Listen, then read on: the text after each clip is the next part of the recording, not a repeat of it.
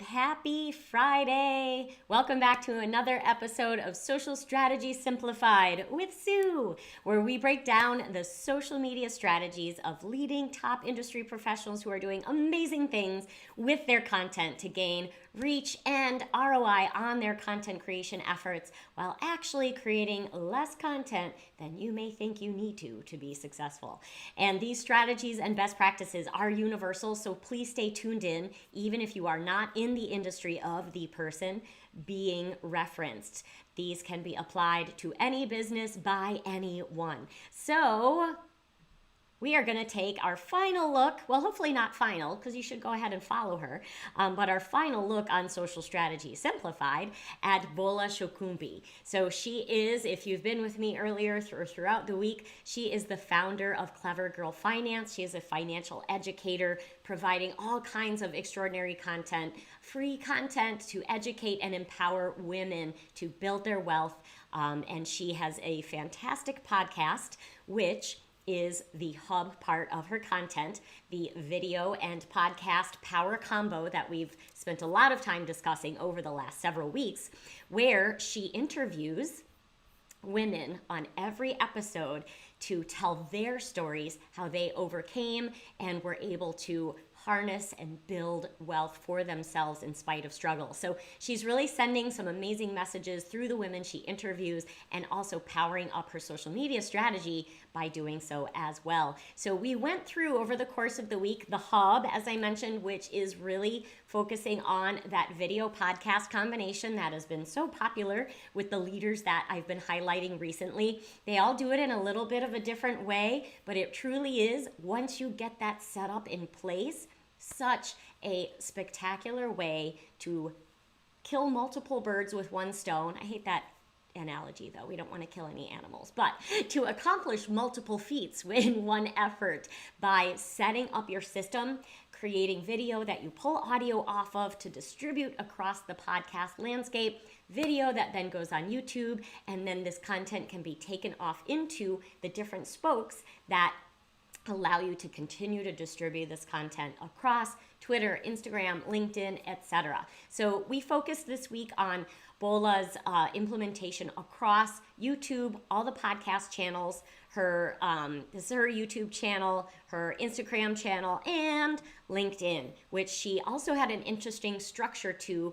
If you want to take a look at yesterday's, how she really seems to feature in the featured section her social proof, in her posting section, really her videos, podcasts, and some of her blogs, but then on her company page is really where she uses all of her blog content. So not only does she have an incredible framework and structure of how she creates and distributes content, but even within her LinkedIn profile, she seems to have a great framework for the intention behind where she places her content.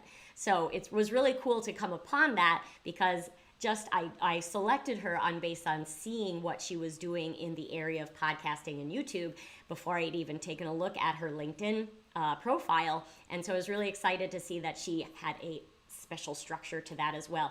I don't know if that was intended or by design, but it was interesting to see that format, and it would be cool to find out if that is working for her from a traffic directing strategy. So today, at the end of each week, after we discuss the hub and the spokes, we always talk about how sometimes I've been saying victims, guests, are continuing to engage with their audience once they have been distributing this content. And the great thing about this model, as I really kind of noted yesterday, was how even some of these podcasts, because they're evergreen, they're storytelling, stories of empowerment and overcoming, as well as strategies and structure to help people build wealth, they are evergreen. So I was demonstrating how, she's on podcast 182, but a lot of what we were seeing as well was podcasts back from 150 and 140 something coming back into the newsfeed on some of her social channels. And there is nothing wrong with doing that. In fact, that is actually the goal and the intention.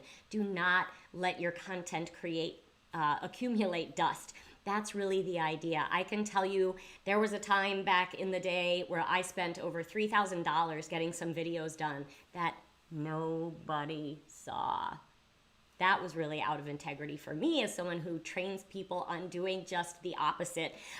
It was a long time ago, and I will not let that happen again, and I don't want that to happen to you. But that's the idea. You spend so much time creating content, putting your genius into this work. Let's make sure people see it, and I want to help you do that. So hopefully some of these videos have given you some new ideas.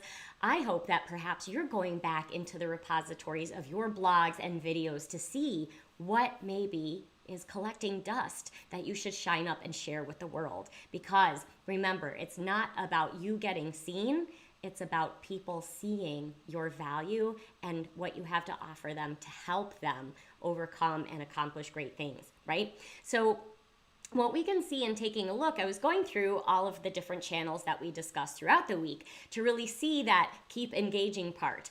And you know what? There's not a ton of it, and not everybody does that. But what I find interesting is that, certainly there are a lot of posts where she comes back. And you know what, you guys? If you're not engaging back with your audience and you feel like you don't have time, at least do these sorts of things, right? Where you're acknowledging people commenting on your content. It doesn't take a lot of time to hit the reply button and share a bunch of emojis just so that person feels seen, right? So that certainly is one way. The other thing, however, is that, sometimes people have questions, or maybe they want to feel a little bit more celebrated, and they can kind of see, hey, I'm seeing a lot of these kinds of responses, and they want to feel special.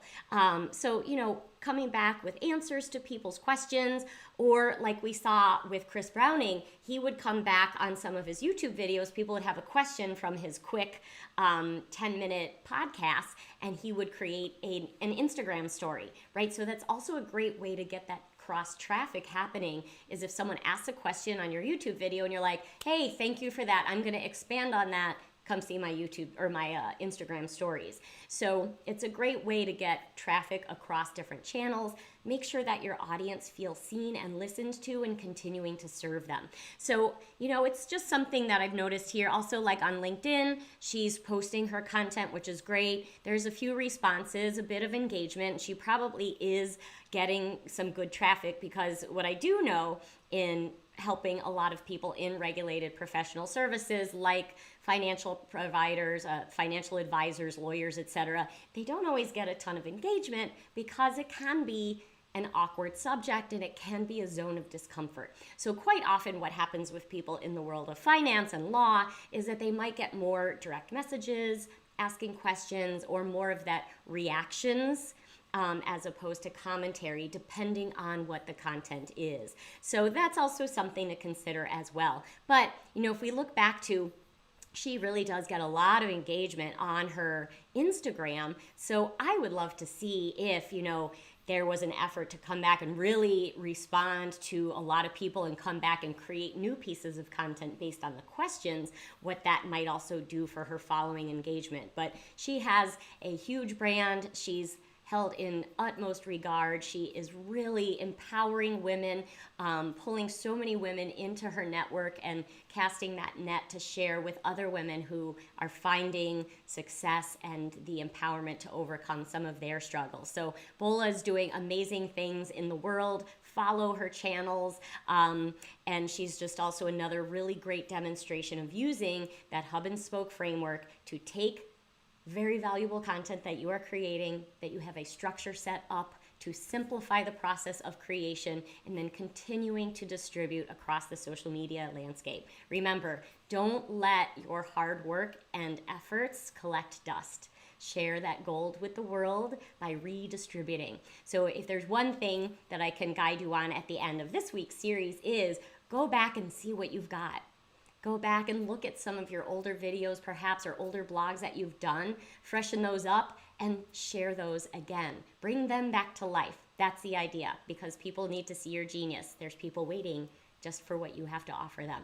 So if I can help support you in doing that, please reach out, drop me a direct message. You can head on over to socialmediavault.com, where I have every single episode that I have done to date and will continue to do of Social Strategies Simplified. And there's some other gems in there as well. You'll see some recorded webinars and other tips and tutorials that I don't have showing publicly on my YouTube channel. So socialmediavault.com.